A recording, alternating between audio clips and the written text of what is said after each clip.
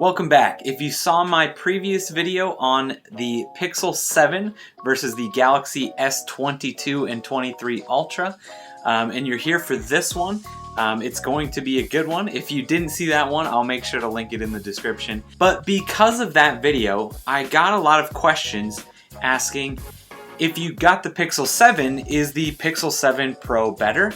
Why didn't you just get the Pixel 7 Pro?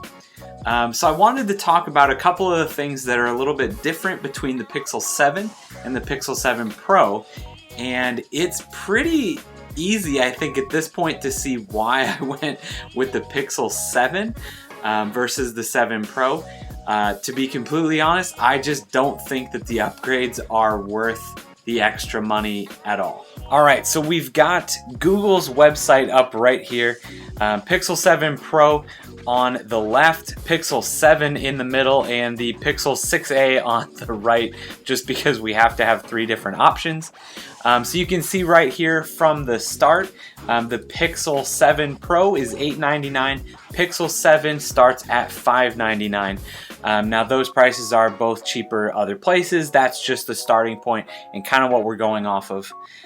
So the first difference that some people is going to be enough for them to make them want the Pixel 7 Pro is the screen size. The 7 Pro is a 6.7 inch screen, while the Pixel 7 is 6.3 inch screen. Not a huge difference, but enough for some that they're going to want the bigger one. This was one of the bigger reasons why I wanted the Pixel 7.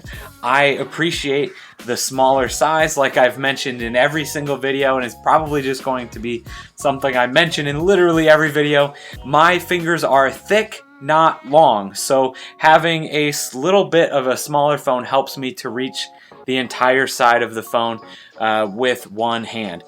So I really appreciate the little bit smaller screen, but there are going to be some people that want that bigger screen. So now the other big difference, part of that bigger screen, is the Pixel 7 Pro does come with a QHD OLED screen. Higher pixels per inch, definitely a higher quality screen, but that comes at a battery drain. Most videos that you watch today say immediately disable that when you get the Pixel 7 Pro, because it's not worth the battery drain alone to have that feature on. So while it is a nicer screen, a lot of people say turn that off. The refresh rate, the Pixel 7 Pro has a 120 Hz refresh rate, while the Pixel 7 has a 90 Hz. Again, something just a little bit better with the Pixel 7 Pro, but honestly, the fact that it's not a 60 Hz screen refresh rate, the Pixel 7 has a 90 Hz refresh. It's a great screen. I've had zero problems with it. Definitely not worth $300 to upgrade for that. So let's scroll down here a little bit. Everything else all the same, till we get down to the battery. The Pixel 7 Pro is going to have that little bit bigger battery, the 5,000 milliamp versus the 4,300 milliamp battery on the 7. But again, depending on what features you have enabled, that bigger QHD screen plus 120 Hz refresh rate versus 90 is going to drain that battery faster if you are using all of those things. Things like the always on display, if you've got that on, that bigger display is going to drain that battery faster. So when it comes down to it, yes, the battery in the Pixel 7 Pro is bigger, but the way it gets used is not quite the same. So honestly, that I kind of call that a draw. So going down, scrolling down farther, we've got the same until we get down to storage and RAM.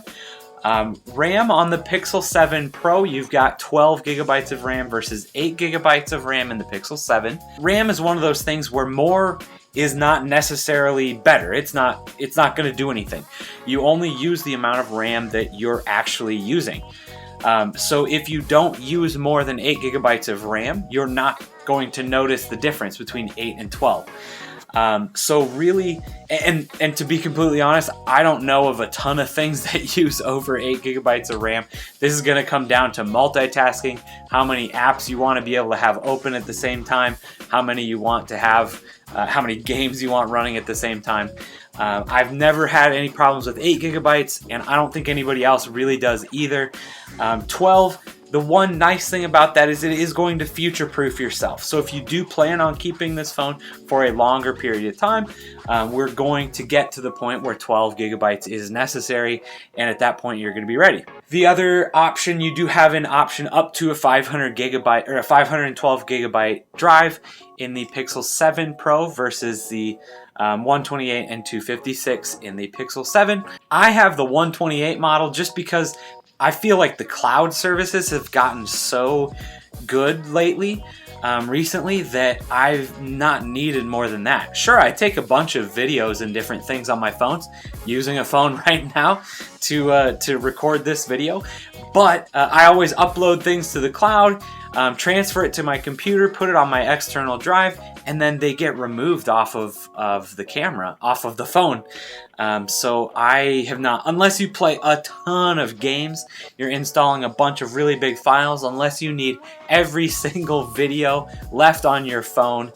At the end of the day, 512 gigabytes I feel like is overkill. I think 256 is a great number. I wish all phones were right around there, but again, I'm living just fine with a 128 gigabyte model right now. Looking at security, everything is the same there. Going down to the processor, this is one of those things that you usually do see a difference in the different models of phones, not between the 7 and the 7 Pro, the exact same chip. Scrolling down to camera, this is also usually a place where you see a big difference between higher end and lower end models. The two cameras that the Pixel 7 has are exactly the same. The regular camera and the ultra wide camera are the same. Technically, the ultra wide camera has autofocus on the Pixel 7 Pro. I'm not sure. I don't know how big of a deal that is. The only difference as far as camera goes is that the Pixel 7 Pro has the extra 48 megapixel telephoto lens, which, if you're into that kind of thing, might be kind of cool. But I assume that most people that are taking photography and wanting a quality telephoto camera probably have their own camera anyways. I wouldn't rely on that, right, to get decent pictures. I don't very often zoom in on my phone camera anyways, so I don't know how important that is for a lot of people, but that is a difference. Not important to me. Front camera is exactly the same. Camera features, again, the only difference is that you've got the macro focus on the Pixel 7 Pro due to that telephoto lens. Otherwise, everything is exactly the same. Audio, everything is exactly the same. I haven't looked into the details on the audio speaker situation. I assume they're probably the same just because there's no difference listed here, but the Pixel 7 Pro could be bigger, could be better. I'm not sure. But it doesn't say anything different on their website. Both eligible for the Pixel Pass and both launched with Android 13. No difference in software on these devices.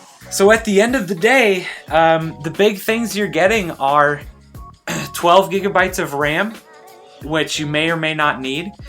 The option for 512 gigabytes, which again, you probably don't need, but you're also paying for that. You get the extra telephoto camera lens on the Pixel 7 Pro, and you get the bigger screen slash battery. So again, the screen for me was a win to get the smaller one. So if it's a win for you to get the bigger screen, that might be a reason to look at the Pixel 7 Pro. But to be completely honest, everything else about the phone is either identical or such a small improvement in the Pixel 7 Pro that I didn't think that it was necessary to upgrade, especially for the difference in $300 to $400, depending on where you're looking, depending if you're okay with used or not. My vote still goes with the Pixel 7.